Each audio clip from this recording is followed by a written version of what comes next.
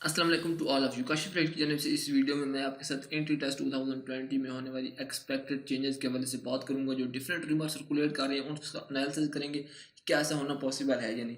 Computer पर test के हवाले से बात करूँ। कंप्यूटर पर टेस्ट होना कोई नई बात नहीं। पाकिस्तान में पहले भी जो ऑनलाइन टेस्ट होते रहे, नम्स के आने से पहले जो नस्ट होती थी वो आर्मी मेडिकल कॉलेज डेवलपमेंट के लिए बच्चों की एडमिशन करती थी, उसके लिए ऑनलाइन टेस्ट ही होते थे। बट टेस्ट सिर्फ और सिर्फ इस्लामाबाद में होते थे। पूरी कंट्री से बच्चों को इस्लामाबाद आना पड़ता था। 500 बच्चों की शिफ्ट होती थी। जून में टेस्ट स्टार्ट होते थे और अगस्त तक कंटिन्यू रहते थे। मतलब आप कह सकते हैं कि 3 महीने आपका एंट्री टेस्ट ही चलता रहता था। तो क्या यूएचएस के लिए ऐसा करना पॉसिबल है या नहीं? देखिए, बात इस तरह से है कि यूएचएस में जो नंबर ऑफ कैंडिडेट्स इस साल होंगे वो तकरीबन आपके 90,000 से लेके 1 लाख के दरमियान होंगे। अगर आप समहाउ यूएचएस इन बच्चों के लिए ऑनलाइन टेस्ट अरेंज कर लेता है तो वो मैक्सिमम क्या हो सकता है कि आपका ज़्यादा से ज़्यादा इतनी अरेंजमेंट हो सकती है कि 1000 बच्चा जो है वो डेली टेस्ट दे दे। तो फिर इस एंट्री टेस्ट को कंप्लीट होने में आप कह सकते हैं कि तकरीबन 90 डेज यानी 3 महीने लग जाएंगे। क्या ऐसा होना पॉसिबल है? फिर उसमें जिस स्टूडेंट ने फर्स्ट डे पे टेस्ट दिया होगा और जिसने लास्ट डे पे टेस्ट दिया होगा, उनके मार्क्स में, उनके मेरिट में ज़मीन आसमान का फ़र्क होगा। कोई भी इस चीज़ को जो है वो मंजूर नहीं करेगा। आपके मैक्सिमम सेंटर जो है वो लाहौर, इस्लामाबाद वगैरह में ही होंगे। अगर इन केस ये वहाँ पर सेंटर होते हैं तो कोरोना वायरस की वजह से ट्रांसपोर्ट ना होने की वजह से बच्चे वहाँ पर ट्रैवल कैसे करेंगे? क्या हायर अथॉरिटीज़ उनको अलाउ करेंगी? तो इतनी बड़ी तादाद में लोगों को कौन जमा होने देगा? ऐसा किसी भी तरह पॉसिबल नहीं है। दूसरी चीज़ ये कि फाइनेंशियली यूएचएस इन चीज़ों को अफोर्ड भी नहीं कर सकता कि इतने बड़े लेवल पर जो है वो अरेंजमेंट की जा सके। लिहाजा आप इन रूमर्स पर बिल्कुल फोकस ना करें। जब तक मुल्क में इमरजेंसी लगी है, कोरोना वायरस की वजह से लॉकडाउन है, ट्रांसपोर्टेशन अलाउ नहीं है, उस टाइम तक आपका एंट्री टेस्ट कंडक्ट नहीं होगा। एंट्री टेस्ट आपका तभी जाके कंडक्ट होगा जब आपके हालात नॉर्मल हो जाएंगे। हम इंशाल्लाह ताला एक्सपेक्ट कर रहे हैं कि जून तक पाकिस्तान में जो कोरोना वायरस की सिचुएशन है वो नॉर्मल हो जाएगी और उसके बाद ही आपका एंट्री टेस्ट होगा। कंप्यूटर पर टेस्ट होना टेक्निकली किसी भी तरह पॉसिबल नहीं है। ये यूएचएस का टेस्ट है, ये कोई छोटा मोटा टेस्ट नहीं है। इसमें बहुत ज़्यादा चीज़ें जो होती हैं वो कम्प्लेक्स होती हैं। दूसरा इंपॉर्टेंट इशू यहाँ पर यह है कि आपका जो एक तो एमडीकैट में पासिंग मार्क्स का कंसेप्ट था, क्या वो ख़त्म कर दिया जाएगा? और साथ ही जो आपकी एफएससी की परसेंटेज लास्ट टाइम उन्होंने 60 से 70% तक इंक्रीज की थी, क्या वो दोबारा 60% तक ले आएंगे? देखिए, ये जो चेंजेस की गई थी ये इटसेल्फ इलीगल थी। ये चेंजेस पीएमडीसी नहीं कर सकता था। पीएमडीसी ऑर्डिनेंस एक्सपायर होने के बाद ये चेंजेस भी इटसेल्फ खत्म हो चुकी हैं। यहाँ पर मैं आपको दिखा देता हूँ।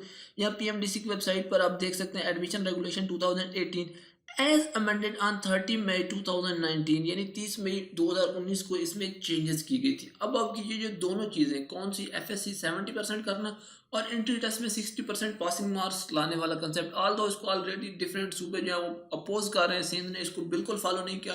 केपीके वालों ने भी इस चीज़ को जो था वो रजिस्ट किया था। तो यहाँ पर आप देख सकते हैं उन्होंने कहा है कि हमने इसमें अमेंडमेंट की थी 30 मई 2019 को। ये वो ड्यूरेशन है जब पीएमडीसी एक ऑर्डिनेंस पे काम कर रही थी और अनफॉर्चुनेटली वो ऑर्डिनेंस सेनेट से अप्रूव नहीं हो सका था सितंबर में। उसके साथ ही पीएमडीसी खत्म हो गई थी और गवर्नमेंट ने जो है वो पीएमसी लाई थी। इसका मतलब ये हुआ कि उन्होंने जितनी भी चेंजेस की थी वो तमाम की तमाम चेंजेस जो है वो इलीगल थी। पीएमडीसी एक्सपायर होने के साथ, उसका ऑर्डिनेंस एक्सपायर होने के साथ ये चेंजेस भी इटसेल्फ खत्म हो चुके हैं। ये अब एक अलग बात है कि उस चीज़ को किसी ने किसी कोर्ट में चैलेंज नहीं किया। अगर वो कोर्ट में चैलेंज किया जाता तो कोर्ट कह देती कि जब ऑर्डिनेंस ही एक्सपायर हो गया तो ये चेंजेस भी एक्सपायर है। मैं आपको इसका एविडेंस भी दिखा देता हूँ। यहाँ पर आप चेक कर सकते हैं कि गवर्नमेंट खुद कह रही है कि पीएमडीसी रजिस्ट्रार की तैनाती जिस ऑर्डिनेंस के तहत हुई थी वो ऑर्डिनेंस ही खत्म हो गया। वही बात जो पीछे आपसे कह रहा हूँ कि जिस ऑर्डिनेंस के तहत वो चेंजेस लाई गई थी वो ऑर्डिनेंस ही एक्सपायर हो गया और ये तमाम की तमाम चीज़ें जो हैं वो इलीगल हैं। अगर सादा अल्फाज में ये बात आपको समझाऊं तो इसका मतलब ये हुआ कि आपकी ये दोनों चीज़ें जो हैं वो इलीगल हो चुकी हैं। पीएमडीसी इनको लागू नहीं कर सकता। मसला सिर्फ यहाँ पर यह आ रहा है कि कोई बंदा इनको चैलेंज नहीं कर रहा।